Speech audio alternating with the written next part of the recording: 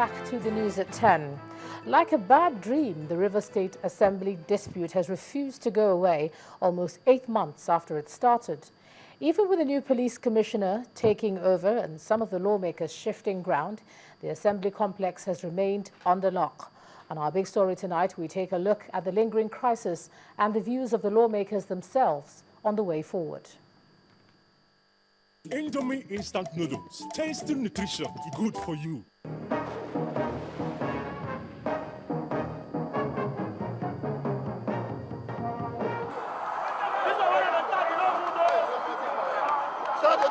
The events of July 9th, 2013 leave their trail. It's the River State House of Assembly complex locked down by the police. 25 members of the House seek the reopening of the complex. They stage a protest, even resort to prayers. We went to the former Commissioner of Police, Joseph Umbu, and told him that this was the court order that we had received and that we wanted to go back and sit. Umbu said no, that he's stopping us from having access to the assembly. He, as a matter of fact, he brought two APCs, that is armored personal carriers, and positioned them on each gate of the assembly, the entrance gate and the exit gate. Those who are there to Amechi,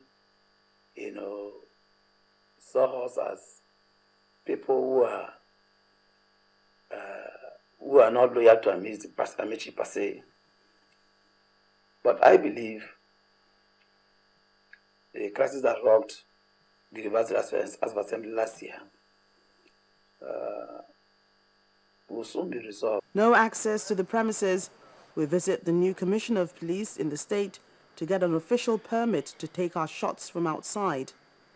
Before me, I have conflicting court judgments, series of judgments, conflicting anyway.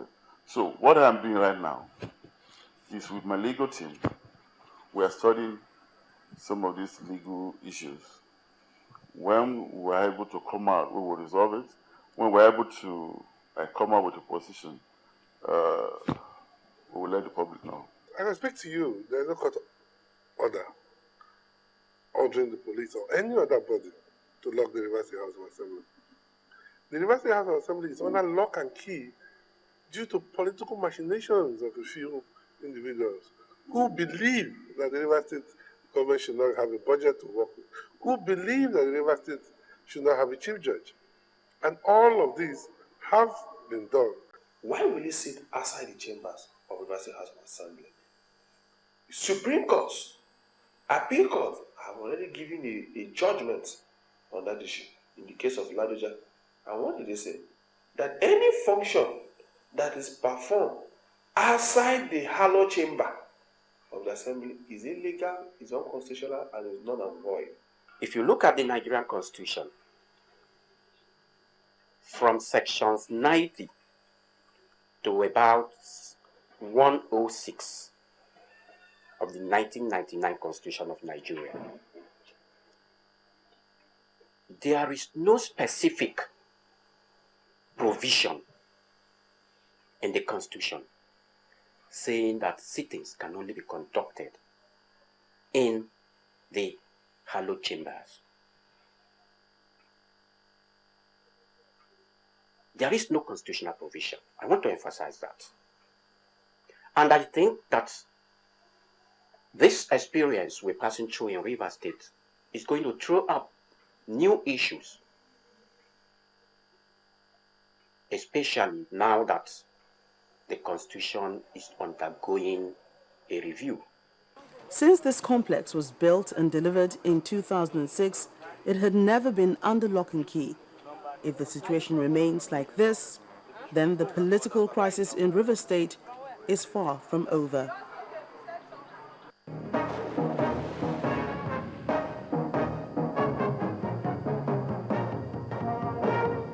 Indomie instant noodles, tasty nutrition, good for you. Now, it's no secret that healthcare in Nigeria could do with a boost in the area of clinical diagnosis. Now, that's where Clinics Healthcare Limited comes in. It's a diagnostic and dialysis center. Now, the company launched its ultra-modern facility in Lagos today. Our correspondent Mary Alale Yusuf reports. This is the debut of Clinics Diagnostics in Nigeria, but it has existed in Kenya for more than 36 years, providing quality medical and diagnostic services across East Africa. That expertise has come to our shores. The speeches come first, and the chairman of the occasion, Mr. Itwa Igodalu, is delighted to set the ball rolling. Even those who cannot afford our services, one way or the other, there will be a foundation aspect that will enable them to be able to take advantage of what we are here providing. The Lagos State Commissioner for Health promises, on behalf of the Governor of Lagos State, to partner with the center. He has a word of advice. Please use this facility to train people on the use of all the equipment you have, whether CT scan, fluoroscopy, because whether we like it or not, a lot of our people still don't know the indications for use of some of these facilities. The best has been saved for last, the cutting of the tape and a tour of the center.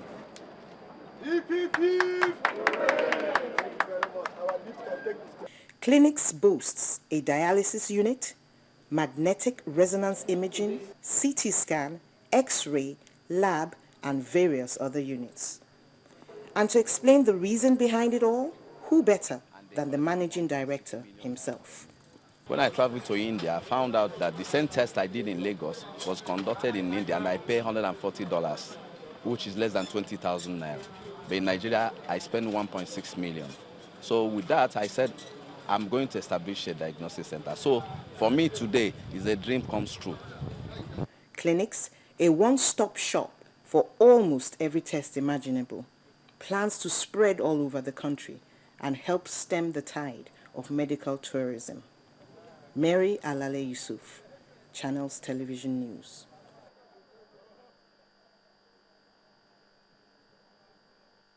First Bank, truly the first.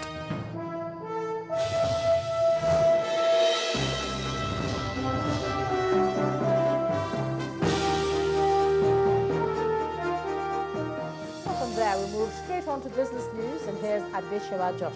Adeshewa. Well, thank you very much. On business news tonight, the suspended Central Bank Governor, Malam Sanusi Lamido Sanusi, today failed to appear before the Financial Reporting Council probe panel in Lagos. His deputies, that's former CBN Deputy Governor, Mr. Tunde Lemo, and some other incumbent deputy governors of the Apex Bank were available to answer questions on the spendings of the CBN. The managing director of the Bank of Industry was also present at the investigation, while the acting governor of the CBN, Mrs. Sarah Alade, took permission to attend to some official matters.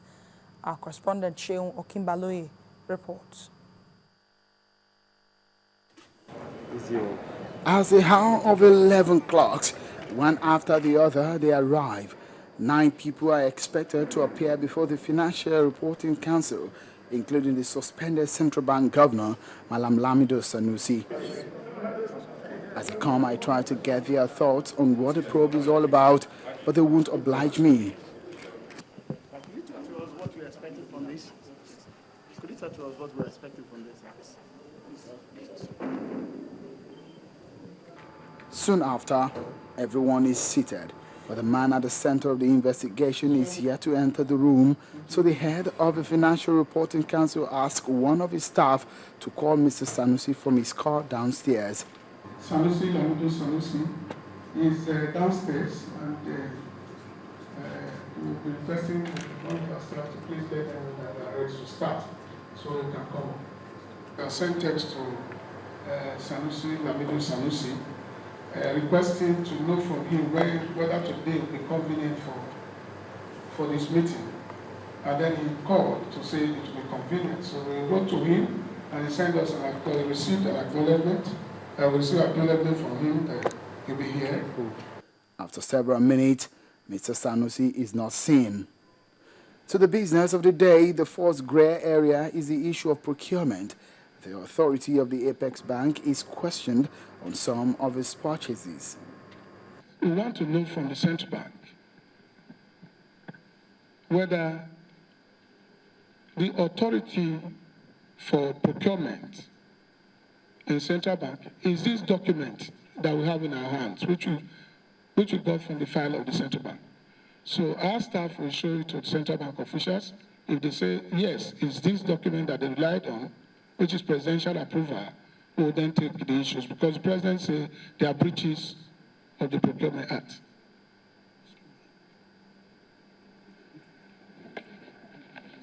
Rely on our procurement process. But then, as far as the issues to do with public procurement act, yes, we relied on the approval of President Ado up till last year, when we sought and add on the side of caution to start going to public bureau for public procurement. The FRC pro-panel chairman doesn't seem to be convinced with the CBN defense, but he goes on to uncover some more unclear part of CBN's books. This time, it's the money spent on the Nigerian Security Printing and Minting Company Limited. The prepayment that CBN claims he made to Mint is far less than that.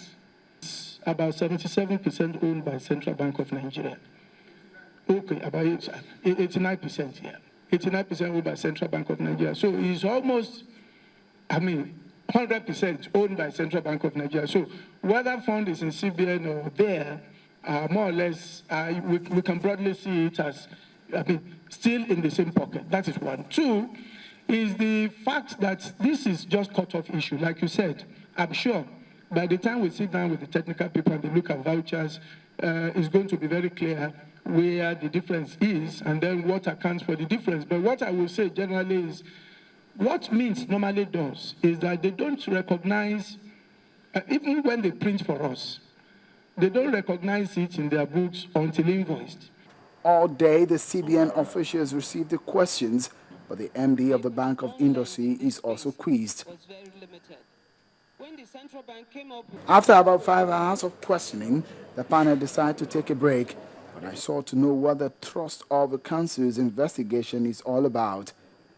The CBN said they comply with CBN GAP, CBN accounting framework. It's not acceptable, whether locally or internationally. You don't set up your own rules to guide yourself. It's not done that way. In financial reporting, you must be reporting under a national generally accepted accounting principle. Several questions involving the spending of several billions of naira. The pro panel doesn't seem to be quite satisfied with the responses it has gotten so far. But when the reports are released, then Nigerians may know whether or not the monies have been properly directed. The National Economic Council has called for the separation of the excess crude accounts from the Shorpy account for easy accountability. Briefing State House correspondents after the meeting, Akwa Ibom State Governor Mr. Godswill Akpabio said that the council was worried at the litigations following the excess crude accounts and that action be expedited to enable the accounts to be put into proper use. Well, finally, on business news, trading at the Nigerian stock market ended on a positive note, boosted by gains recorded by market heavyweights, including Nestle and Dangote Cement. The all-share index is back above the 38,000 psychological line. Here's VC Coca with more.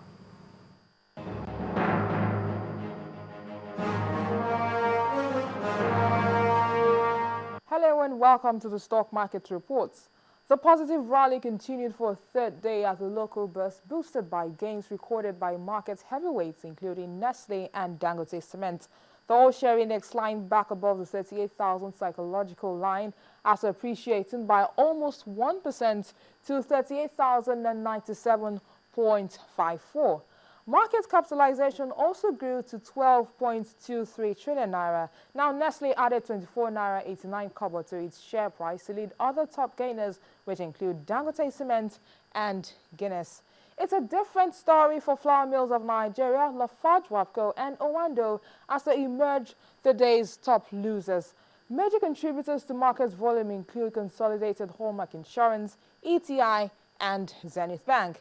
At the end of Thursday's session, volume came in higher at 406.17 million units and valued at 6.56 billion naira. And that's a wrap on the stock market reports. I am BC Koka.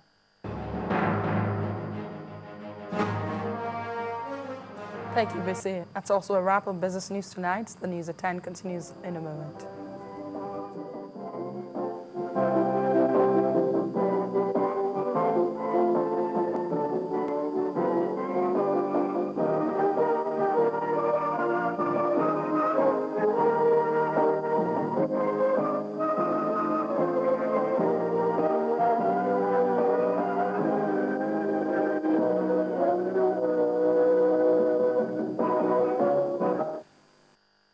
First Bank, truly the first. Still ahead on the news at 10, action continues at the FIFA Under-17 Women World Cup as Nigeria takes on Spain for a place in the semi-final. That's on Sports News. Please join us again.